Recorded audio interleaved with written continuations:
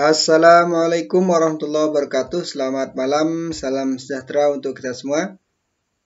Para pemirsa dimanapun saja berada, kali ini saya akan membacakan sebuah berita yang saya kutip dari merdeka.com dengan judul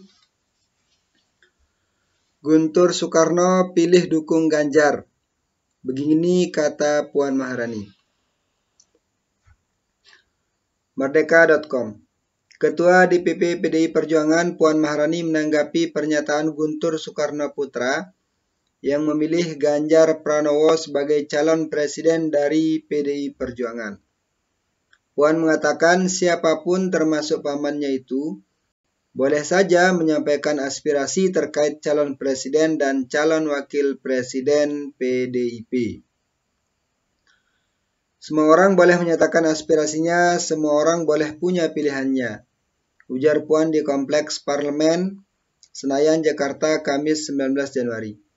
Hanya saja Puan mengingatkan, sebagai kader PDIP harus menunggu Ketua Umum PDIP Megawati Soekarno Putri mengumumkan siapa yang akan dicalonkan sebagai Capres 2024.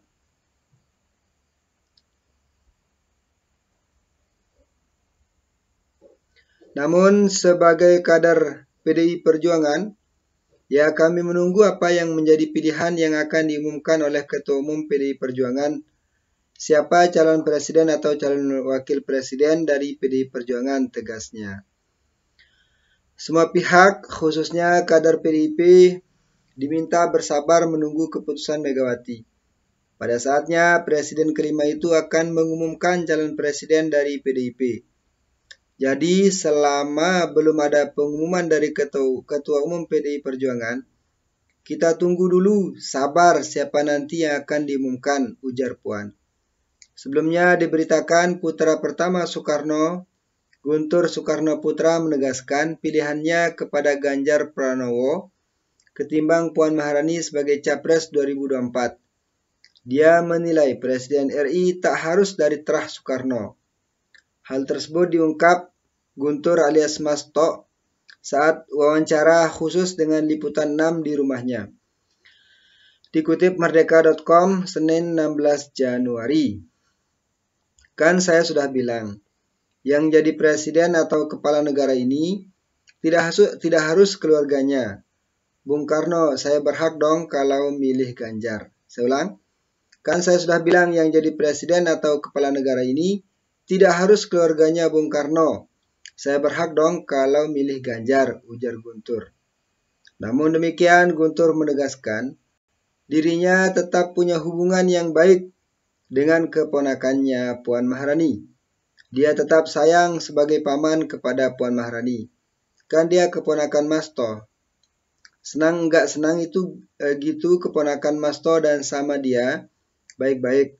Mas Toh sama dia sayang sebagai pamannya, selalu bertindak sebagai paman, terang dia.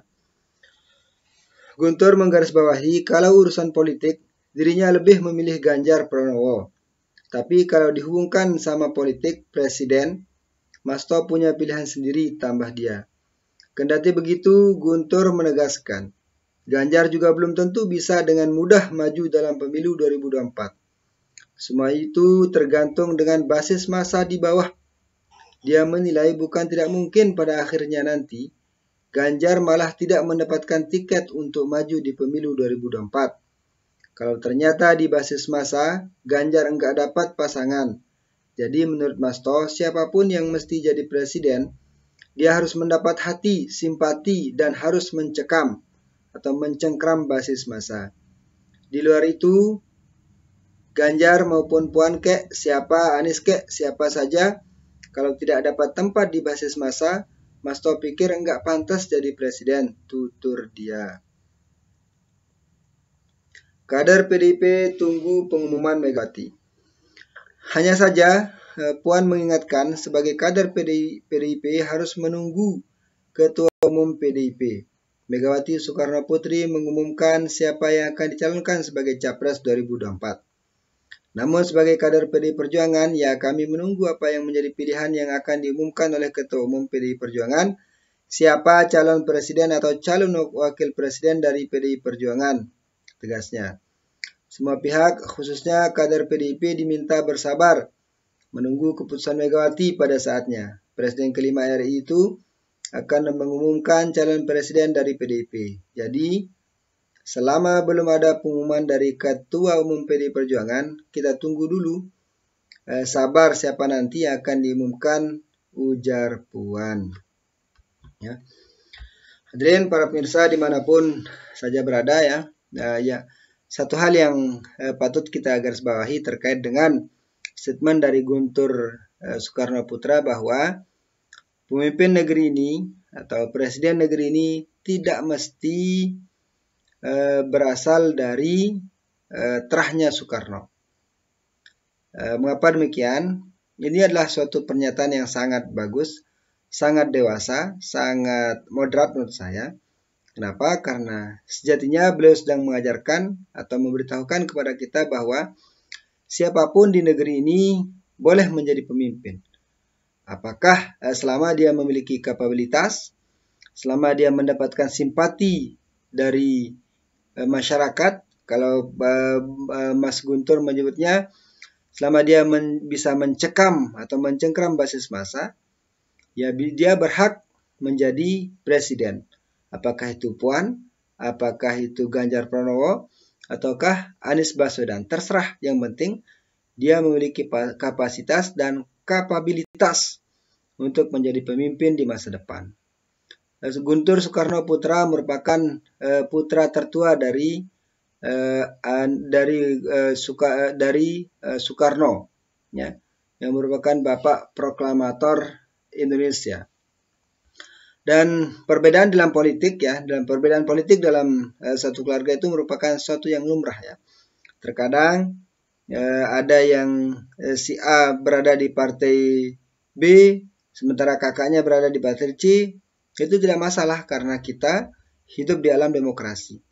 Dulu saya lupa pada pilkada di Sumatera kalau tidak salah, kita ingat betul bagaimana Helmi Yahya ketika mencalonkan diri sebagai gubernur pada saat itu tidak didukung oleh saudaranya Tantowi Yahya.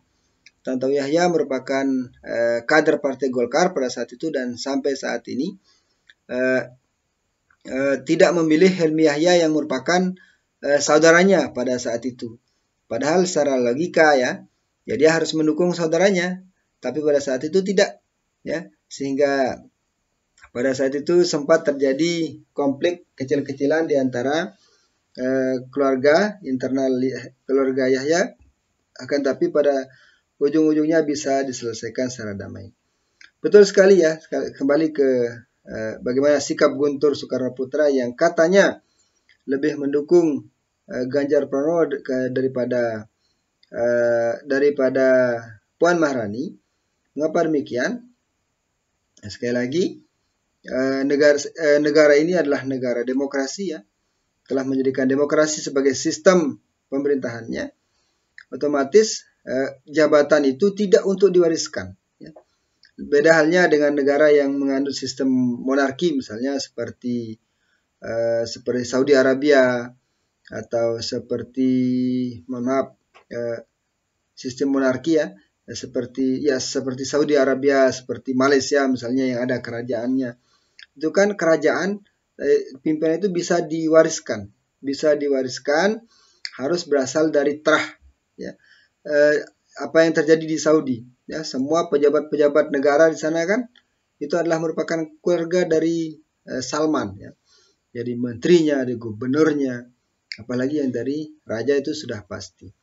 Nah, berbeda halnya dengan di Indonesia, kita mengandung sistem demokrasi ya, yang berhak menjadi pemimpin adalah semua warga negara Indonesia. Ingat, semua warga negara Indonesia, baik itu yang asli Indonesia maupun bukan asli Indonesia, akan tetapi sudah menjadi bagian dari, sudah menjadi warga negara Indonesia.